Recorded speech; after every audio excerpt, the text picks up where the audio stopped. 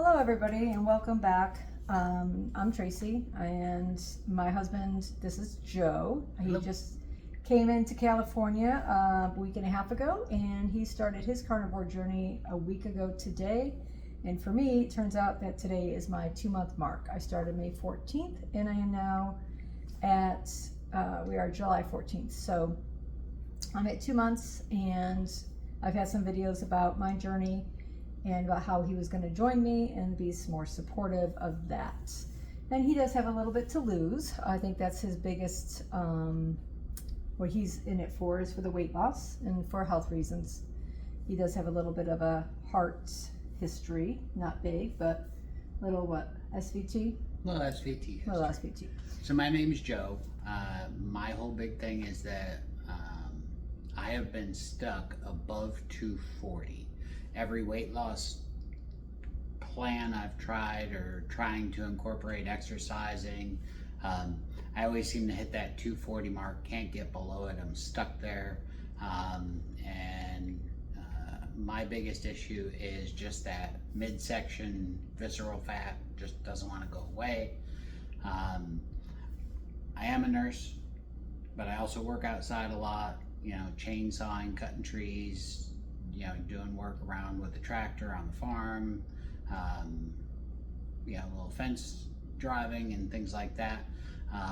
But no matter how much activity, I just still couldn't get past that 240 mark and actually start losing the weight, to actually just feel healthier, not feel so bloated all the time, uncomfortable when you're sitting down, driving or doing anything because you got just that big belly sitting there pushing up.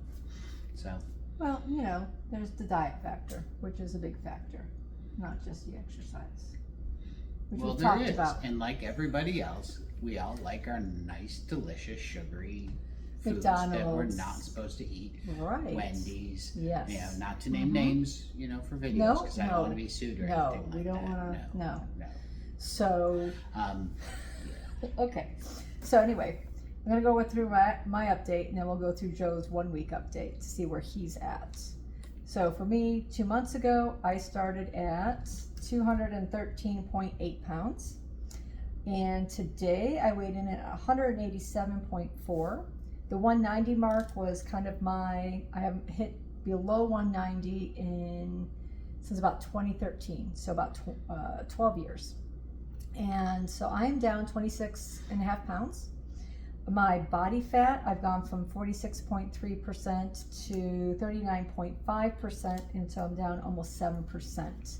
A lot of that is my visceral. If I stood up, I can show you my belt loops. I'm down like 5 belt loops. My pants are really, really loose. I can hold them out really far. And when I first put them on, when I came to California 6 months ago, basically I didn't need a belt. So I now need a belt to keep them up, and I refuse to buy new clothes until I hit about 180 or below 180, and then my goal is about 140. So I did buy a new pair of capri jeans today. They are a size probably smaller, so they don't fit right just yet, but I know once I hit 180 they should. So that's my goal to hit here in a few weeks. So my average weight loss has been 3 pounds a week on average. I've been eating my eggs, my meats, lots of fat, butter, and my bacon. And I'm not eating big meals, except for like I've had a few days here and there where I feel like I'm famished and I've got to eat. I'll throw in a little bit of mayo, which I know is not carnivore. We all have our little things where I think we need sometimes to kind of get us through those first few months. That's been my thing, is adding the mayo for like deviled eggs. I tried the other mayo stuff. It's nasty. I can't do it. Sorry. I tried the sour cream, can't do it, nasty. So I just use just mayo, and I know he doesn't agree, but I also don't agree with his coffee. So there you go.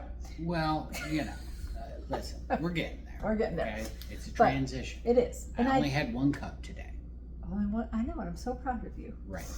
So I did go back. I've been off coffee pretty much the whole time, except for like a couple of days in the beginning, and I didn't feel really good with it, so I stopped. And then this past week when he came to town, we would have a ritual of every time we would have days off together, he would make my coffee, rub my feet, we'd sit there and just, have a nice relaxing morning. And that's just been, how we've spent many, many, many, many days of our 24-year marriage. So it'll be 24 years in August, so next month, about 3 or 4 weeks. And so I went back to coffee, and I had 3 days. And did you say that was not good for me? You had some issues. I had issues, You had some issues. So it made me cranky. It made me irritable, very irritable. I snapped at somebody at work, probably shouldn't have. And my ADD was crazy. The thoughts just, I couldn't sleep. I'd wake up in the morning to go to the bathroom and I'd usually fall back to sleep. I couldn't. My brain was just wired. It went crazy. So I was like, no more. So I've been off of it for 2 days and I feel a lot better. So coffee's a no for me for right now, as much as I miss it, especially fall time. When fall time comes, that's just my thing, is coffee. And so I'm just gonna have to get over that for right now. Symptom wise, I have been feeling better, more energy. I actually start feeling like I want to exercise. Haven't really yet walked to work, but we are living in a relatively sketchy area of town. It is close to the hospital, less than a mile. Did try to walk, but I work 12 to 12, so I get off at midnight. Not the safest to be walking. He doesn't like that, and I really didn't like it the other night on a Saturday night with a lot of people. Let's just say out and about. Yes. Mm-hmm. My schedule's a little bit different. I go in at 6 and I get out at 6 in the morning. So usually when I'm going, it's hot when I'm walking to work, but that's not horrible. And there's, it's still daylight. And by the time I get out in the morning at 6 a.m., it's already daylight. And, it's fine for me to walk and I don't mind. The big thing with all of this for me so far is that the key is to avoid feeling hungry. Cold cuts, meat snacks, just whatever you can do to keep yourself from going to that little bit of junk food that might happen to be there.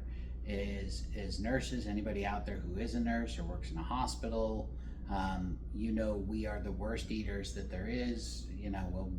There's parties for everything, cupcakes get brought in all the time, snacks, Doritos. You go to the vending machine, there's nothing but chips and sandwiches anyways. Sodas, after a while you kind of get tired of, that water or, some sort of protein.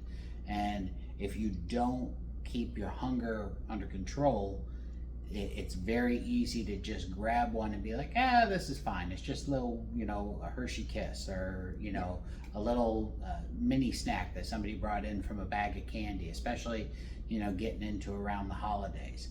So the big thing for me is, we get the jerky sticks, and they're all 100% beef. So right, try and stay low on, picking ones that are low on preservatives. And just vary the taste. We have ones that are barbecue flavor, ones that are taco flavored, just the plain ones. And they don't have any sugar in them, which is good, because that's what you want to stay away from, is the sugar ones. So we get the beef ones and they're cased in collagen. Right. Or, so it's actually all good for you. And obviously the seasonings, some people are big no on seasonings except salt. And for us, again, the way we work in our schedules, we don't always get time to take a break. We don't always get time to eat when we're hungry.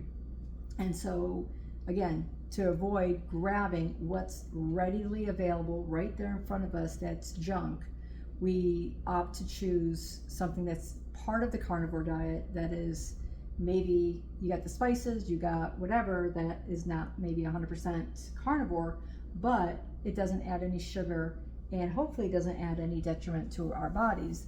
I don't find any difference when I have the meat sticks. I really like the taco seasoning one, and No, and in all honesty, some of those seasonings have health benefits, and so when you're making a dramatic shift to your body, and this is very common. It's something we see with people when they quit smoking. They've been smoking for 40 years. All of a sudden, they quit smoking, and the first thing that they do is they get themselves a case of bronchitis. Why? They've made a dramatic change to their body.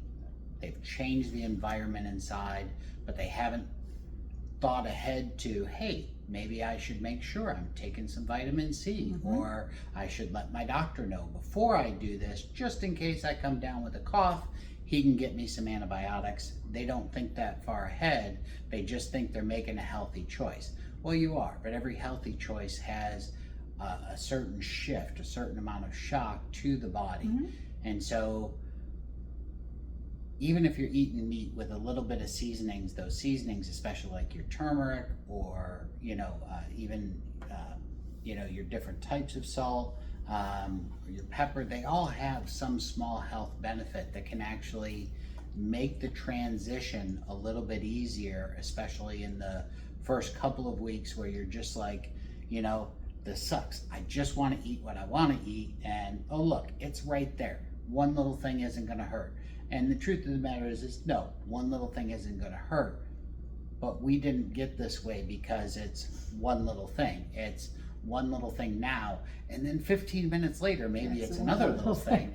And an hour later, somebody shows up with the pizza that you got a pizza party at work because it's somebody's last day, or it's a new hire, or it's nurses week or whatever, and they show up with some fast food or whatever because, and in all honesty, when you're in that type of job, and I know there's a lot of them out there, you don't get a real lunch break all the time. You don't get a chance to sit down and prep your food and make it look pretty on a plate. It's you heat it up and you're wolfing it down. So the big goal for all of this is to avoid allowing those hunger cravings to drive you. The meat sticks, it's just something quick. I can eat it while I'm walking, going to grab something for an order from a doctor or whatever. I can just grab it, wolf it down real fast, and it'll tide over the craving and allow it to pass, so I'm less likely to have that moment of weakness where you're willing to sacrifice your progress because you're frustrated. So anyway, those are our choices for the food, and that's what we've been eating.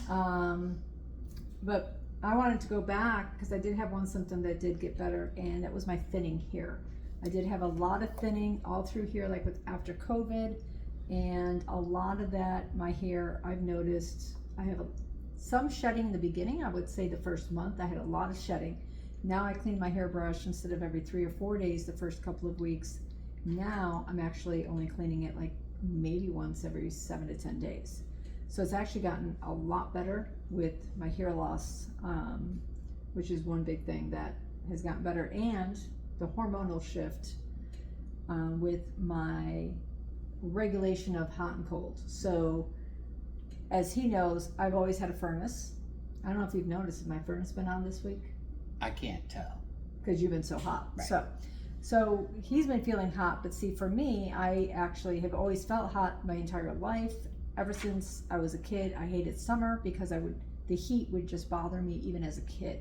So it wasn't, I don't think, just hormones. It was just an irregular body temperature regulation.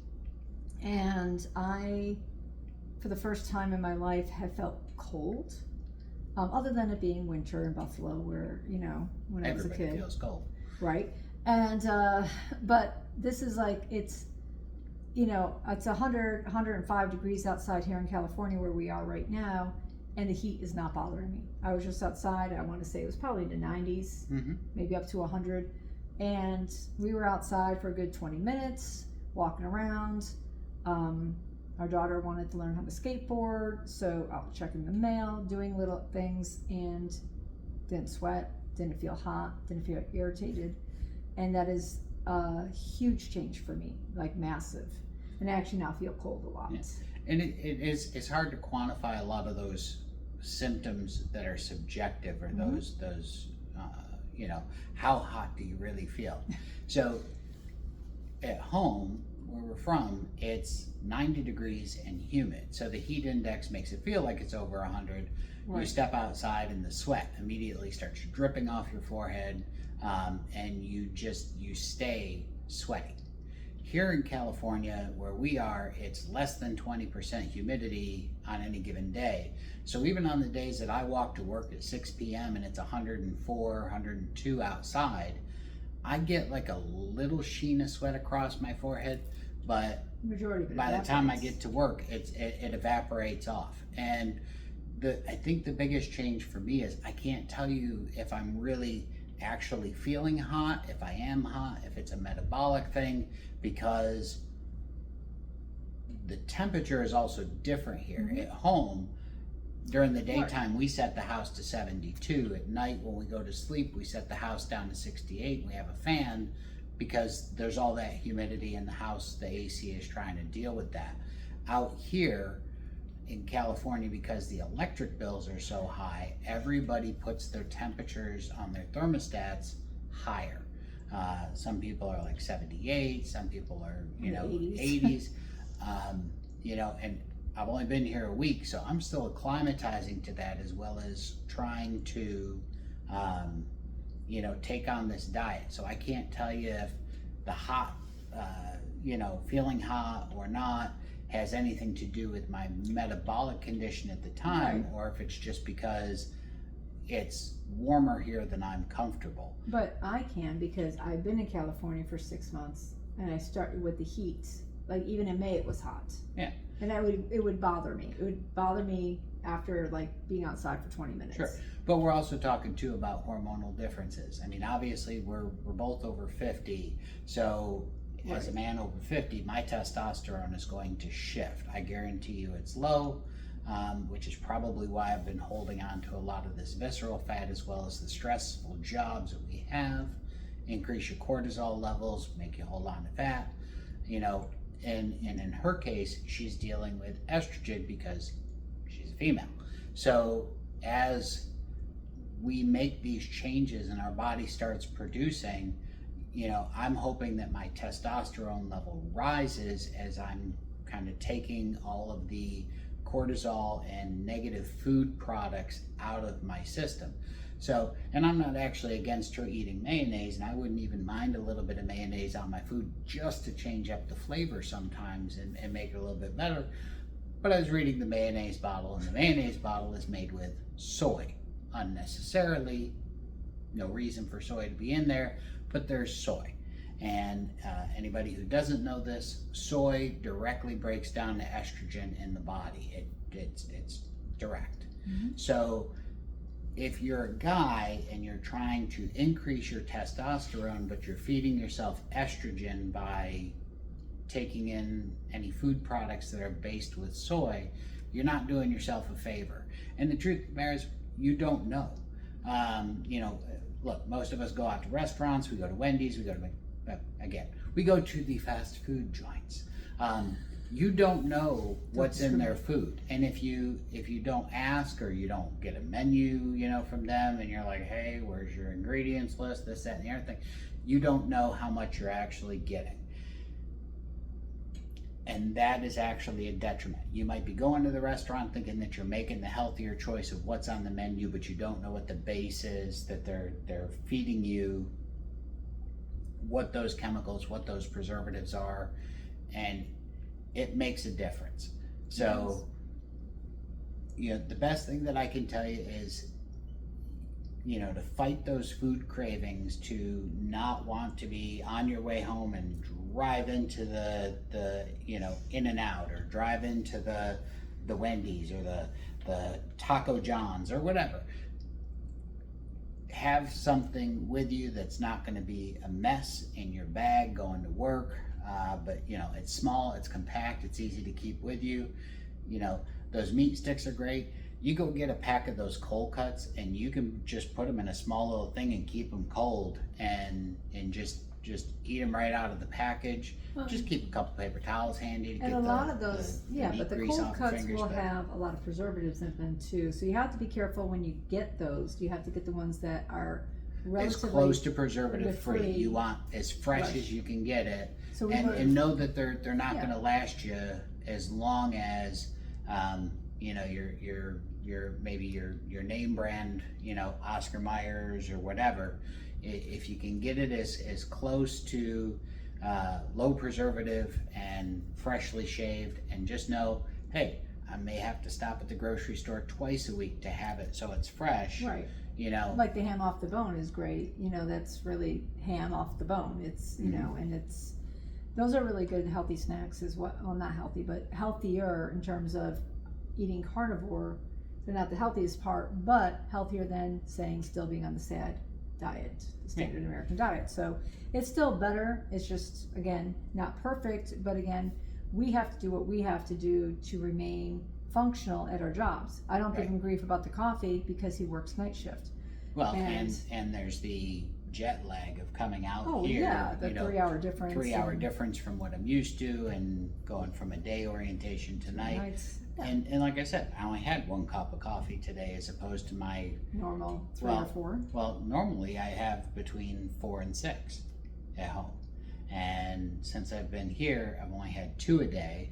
Actually, I think there was one day I had a 3rd cup in the afternoon, just because of the shift and just not feeling well. But today I only had 1, and That's I feel good. all right with that. So, well, let's go to your update All right. because we got to wrap up this video. It's way too long. It is not too long. It is way too long. It is not too yes, long. it is way too long. If y'all think it's too long, please just tell us it is too long, and we'll break it up He and likes make to it talk shorter. a lot. And well, it's my introduction. It is. Okay. It is. Don't step on. You said my introduction, so it's my introduction. I'm doing some talking. You do. If you your don't want me to do talking, I'll just sit here quietly. You do talking. All right, so we're gonna say that for him, he did really well his first week. Now we all know the first week you drop a lot of water in between all the organs and things and stuff. Oh my gosh, it's so dramatic. So his beginning weight last week was 242.1. Like he said, he couldn't get below 240. Today he weighed in at 236.4, which is a total of 5.7 pound loss. So again, we can say a lot of that is water, and his belly is significantly lower. Call it the Santa belly. Nice and jolly, and you know, I'm joking. Trying to get a reaction. Oh, can I talk now? Oh, I'm sorry. Anyway, no, Anyway. we're fine. No, look, and in all honesty, I am happy that I'm down, you know, below that 240, but I'm also not taking a victory lap. You know, there's a lot of things to take into consideration, being that it's my first week doing it and it's my first week here.